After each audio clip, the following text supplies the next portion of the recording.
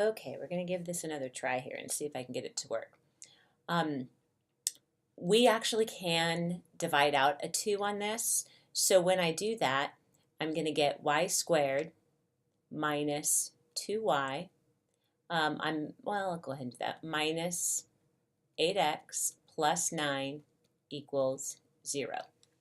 So then we're going to go ahead and set it up to complete the square. So I get y squared minus 2y plus blank equals 8x minus 9 plus blank. So then I'm going to go ahead and take half of this and square it. I get 1. And then I'm going to take half of, whatever I add to that side, I have to add over here. So now we're going to have y minus 1, quantity squared, equals 8x minus 8. And then I can factor out an 8.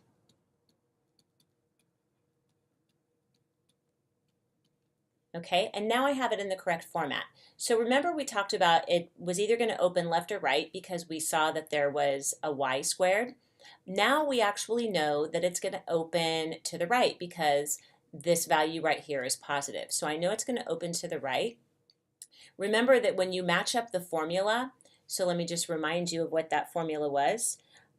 We had, if you look at your formula sheet, you can see that we have y minus k quantity squared equals 4p times x minus h. So then from this, we see that 4p has to equal 8, which tells me that p equals 2. So I know that. Then also looking on your formula sheet, you'll see that you have the focus, I'm just going to use an F for focus, is h plus p, comma k, so I'm just getting this off of the formula sheet. We also know that the directrix is a vertical line, and it is x equals h minus p. So using all the information that I have then, I know the focus for this problem, h plus p, remember that hk, I forgot the vertex. The vertex is 1, 1. So when we have for the focus, we're going to take 1 plus 2, which is 3, and the value of k was 1. So my focus is 3, 1. The directrix, we have x equals h minus p, h is 1, so 1 minus 2 is negative 1. And our axes of symmetry,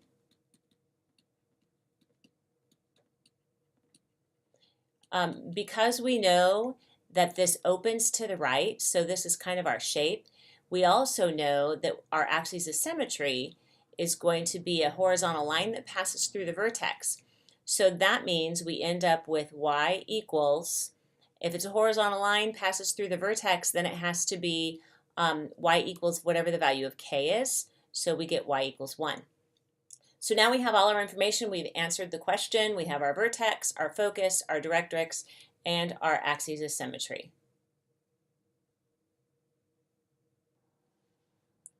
Okay, for this next example, you might want to find this one for finding equations of a parabola. So now we're given some information. We have to find the equation.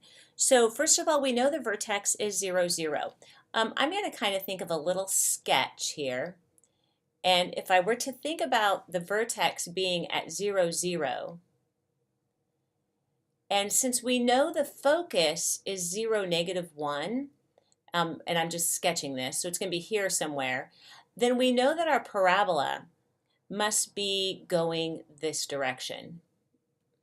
So it's opening down, in which case we know it's involving an x squared.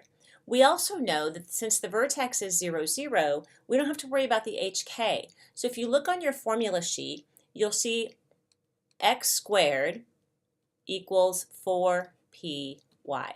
So we can start with that. So you want to be able to find the correct formula. Well, if you look also on the formula sheet for that, we're told that the focus is 0p.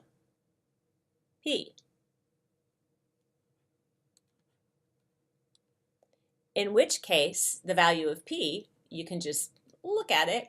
So p has to be negative 1.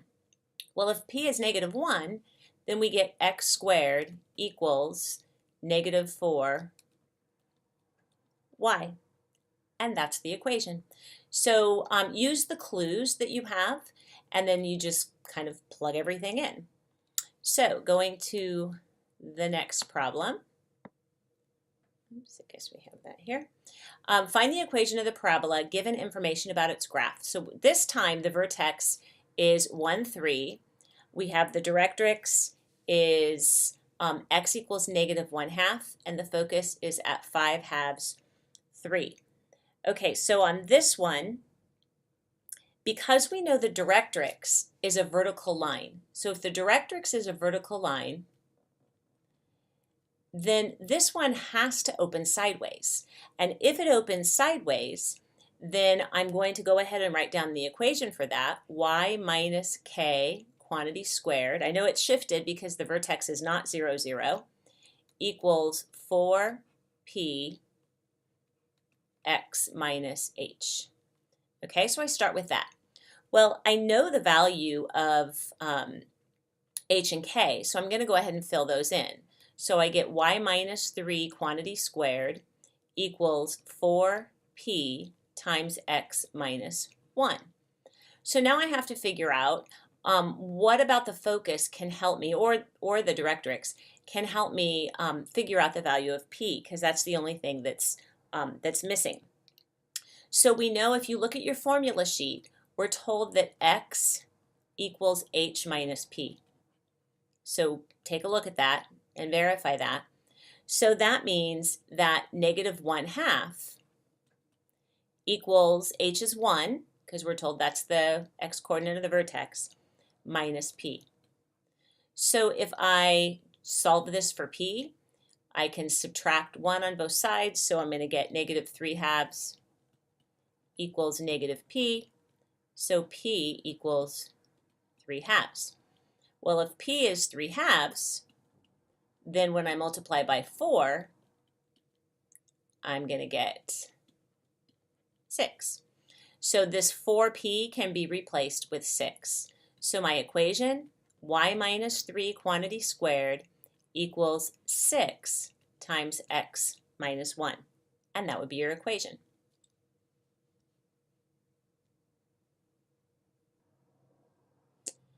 Okay, so what do we know for this next one?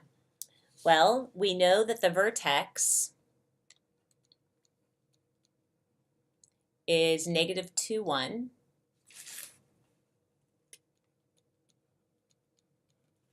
So we know the values of h and k. We also know that the focus is negative 3, 1. And we know the axes of symmetry. This actually is enough for us. We also know that the value of p is going to be negative because it opens to the left.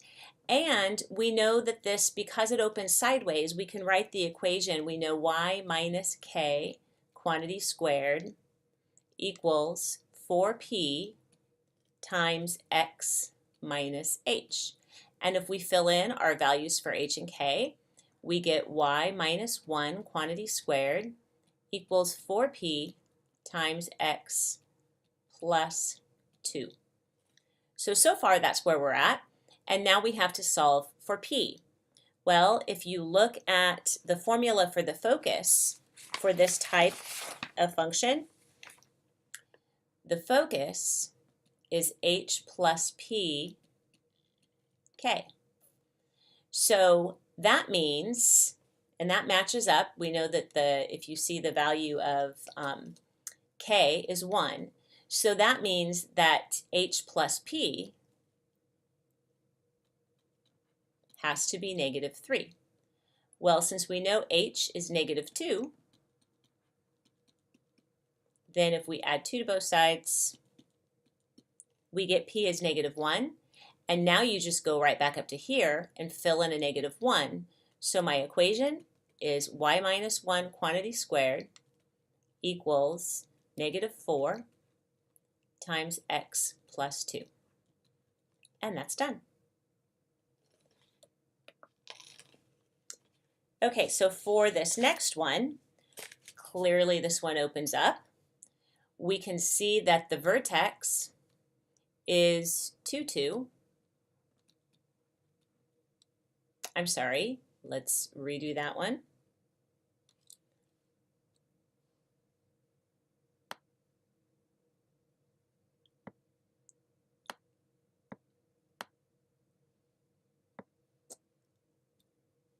Okay, try that one again.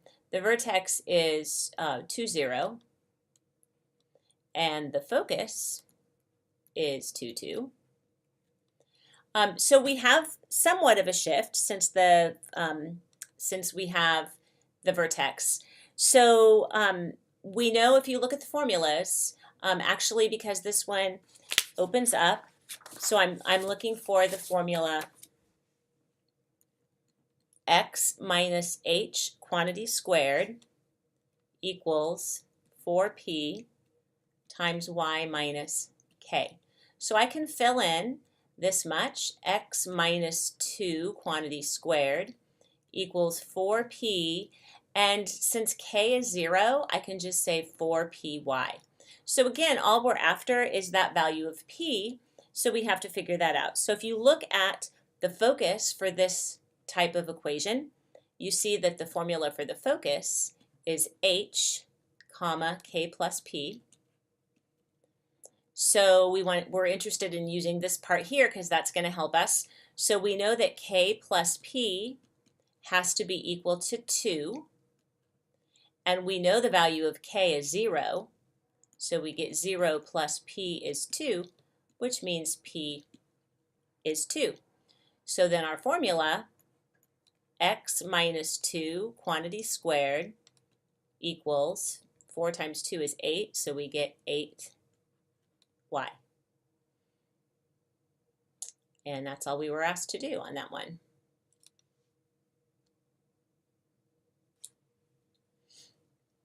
Okay, so for this one, we have the vertex and endpoints of the lattice rectum of a parabola are given. Find the equation. So we know that the vertex is 0, 0. I'm just going to kind of think about a little sketch here. So if I know that the vertex is 0, 0, and I know I have the endpoints of the lattice rectum, it's 4, 2, so I'm going to say it's over here somewhere. I'm just doing a sketch to kind of give me an idea. And negative 4, 2. So one of the properties, remember, of the lattice rectum is it passes through the focus. So the focus has to be right here. So we actually can know that the coordinates of the focus would have to be 0, 2. So that's going to be helpful. We also know from this that the parabola has to be going this direction. So we know since it opens up that the x is squared. Remember, the vertex is 0, 0. We know it opens up, the x is squared, so we know it's in the format x squared equals 4py. So again, we just have to figure out the value of p, and we actually know it because if you look at the formula, we're told that the focus is 0p, so p has to be 2, and since p is 2, we get x squared equals 8y. And that one's done. So they're really not that hard because you have those formulas and you're just kind of matching up the parts, which makes it pretty easy to do. So now we're at a problem where we have to apply this. So we have an arch is in the shape of a parabola. So we have this arch, something like that. And it has a span of 60 feet. So this direction here is 60 feet total. And it has a maximum height of 15. So this point up here has a maximum height of 15. Notice it looks like an upside down. We're told that it follows the shape of a parabola. So if this is the maximum point, then this would have to be the vertex. And it has a, so the second coordinate is going to be 15. We'll figure out what we're going to use for the first coordinate. It says find the equation of the parabola and use that to determine the height of the arch 20 feet from the center round to 2 decimal places. So I'm going to actually place my vertical axes right here. And That's a little subjective. If you wanted to, you could actually place it here, but I'm choosing to place it here. So if I do that, then the coordinates, if this is 0, which makes this 0, 0, so that makes this point 0, 15 that I'm going to use for my h and k. So my vertex, I'm going to call 0, 15. So we have our h and our k value. Now, this is a parabola and it opens down, so it's going to follow the format x minus h quantity squared equals 4p y minus k. So I'm going to go ahead and fill in the value of my vertex, my h and k. Well, x minus 0 is just x, so I get x squared equals 4p y minus 15. So we are trying to figure out the value of p. Now, in this case, we don't have, we don't know the focus. We aren't given any of that information, but yet we have to solve this.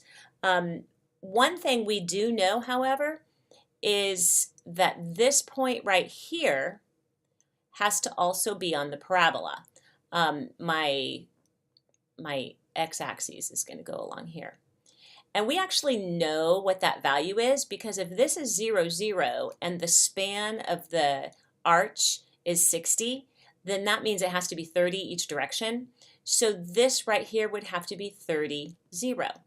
And that 30, 0 satisfies this equation, which means I can substitute a 30 in for x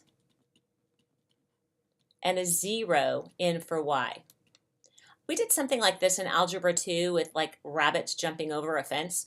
So it was a similar type thing where we had to model the situation with a parabola. So here I get 900 equals 4 times negative 15 is negative 60, so we're going to get negative 60p. And so then when I solve this, you'll see that p equals negative 15. And so now we know the value of p, so we can substitute that back into our equation. So I get x squared equals, actually I just needed the 4p. So we have negative, I got all these extra dots here, let me start over here. X squared equals negative 60 y minus 15. That's my equation. Then we have another equation. We have another question that says determine the height of the arch 20 feet from the center.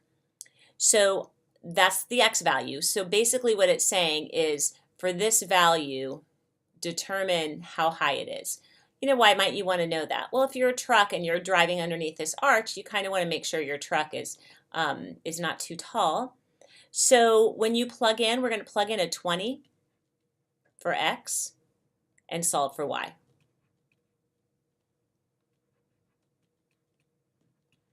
And when you do that, and I'm just going to leave this solution to you, you'll see that y is approximately 8.33, and this would be in feet. Okay, so we did both parts of what we were asked to do. Again, using some clues and using this formula. Notice how every single problem I did in this section, I identified which formula I needed and then filled in what I knew, and then I was able to use some clues to find the parts that I don't know. So hopefully that helps you so you can answer the questions that you've been assigned. And if you do have questions about the problems, then please send me a remind message or email, and I will try and address your questions.